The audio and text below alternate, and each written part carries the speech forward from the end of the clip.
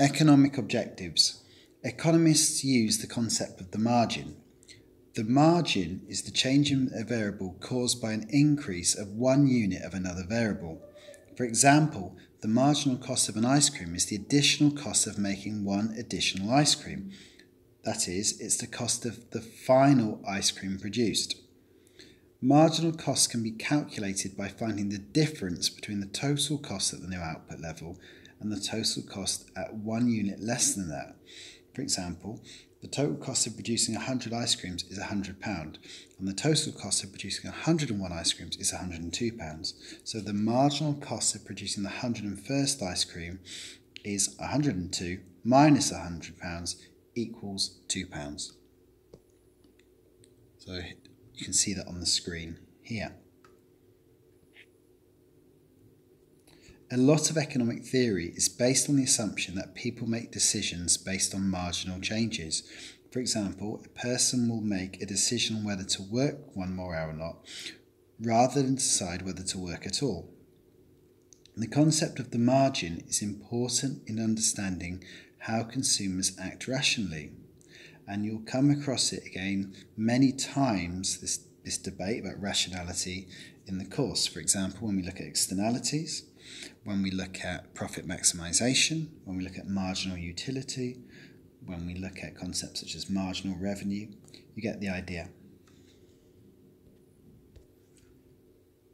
Economic agents are assumed to be utility maximisers. Traditional economic theory assumes that economic agents, for example producers, consumers and workers, want to maximise their utility. Utility roughly means well-being, happiness or satisfaction.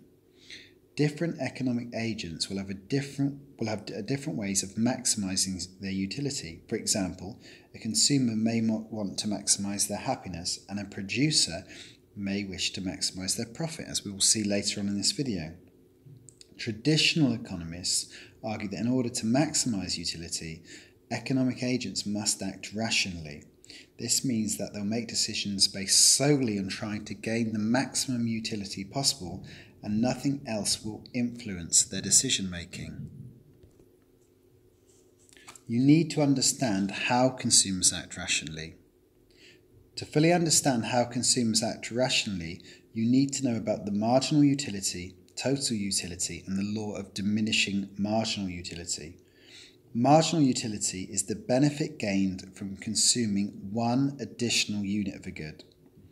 Total utility is the overall benefit gained from consuming a good. The law of diminishing marginal utility states that for each additional unit of a good that's consumed, the marginal utility gained decreases.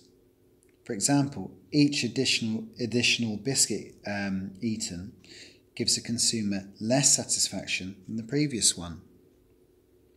A rational consumer will choose to consume a good at the point where marginal utility equals price. For example, if the utility a person gains from eating a chocolate biscuit is worth 10p, then a rational consumer will pay 10p for it. If the utility gained from consuming a second biscuit is worth 8p, then the consumer will only want to pay 8p for the second biscuit.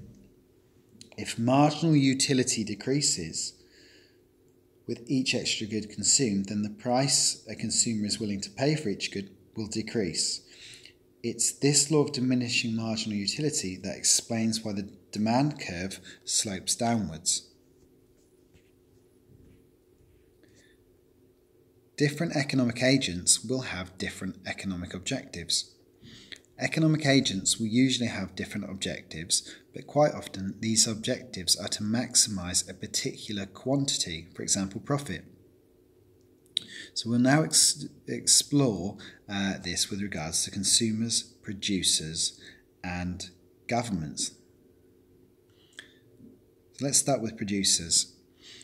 A firm's profit is their total revenue, money received by the firm that is from sales, minus their total costs. Firms are traditionally assumed to want to maximise profit. This could be for various reasons. Profit means the firms can survive. Loss-making firms might eventually have to close.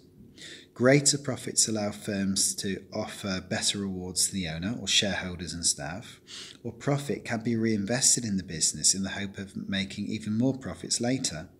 For example, a firm might want to invest in order to expand.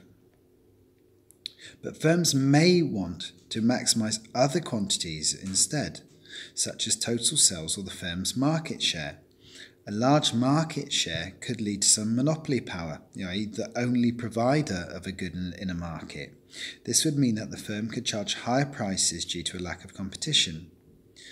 Bigger firms are often considered more prestigious and stable, so they can attract the best employees. Some firms may also have ethical objectives, i.e. doing some good, even if that doesn't increase profits. For example, a firm may decide to buy all its raw materials from nearby suppliers in order to support the local economy, even if cheaper alternatives are available elsewhere. Consumers are traditionally assumed to want to maximise their utility while not spending more than their income, that is, while living within their means. Utility will involve different things for different people. For example, some people might value the security of making large pension contributions, while others might want to spend their money on things like fast cars and holidays. But whatever someone spends their money on, it's assumed they'll act rationally to increase their utility in the way that makes most sense to them. Consumers can also act as workers. Workers are assumed to want to maximise their income whilst having as much free time as they need or want. Governments try to balance the resources of a country with the needs and wants of the population. For instance, economists assume that governments try to maximise their public interest. This is likely to include some or all of the following. Economic growth, usually measured by growth in a country's gross domestic product. Full employment, everyone of a working age who is capable of work having a job. Equilibrium, the balance of payments, a balance between the payments into the country over a period of time and the payments out. Low inflation, keeping prices under control, as high inflation can cause serious problems. In practice, these are competing objectives. Policies that help achieve one objective may make it more difficult to achieve another. For example, extra government spending may help create jobs, but could lead to higher inflation.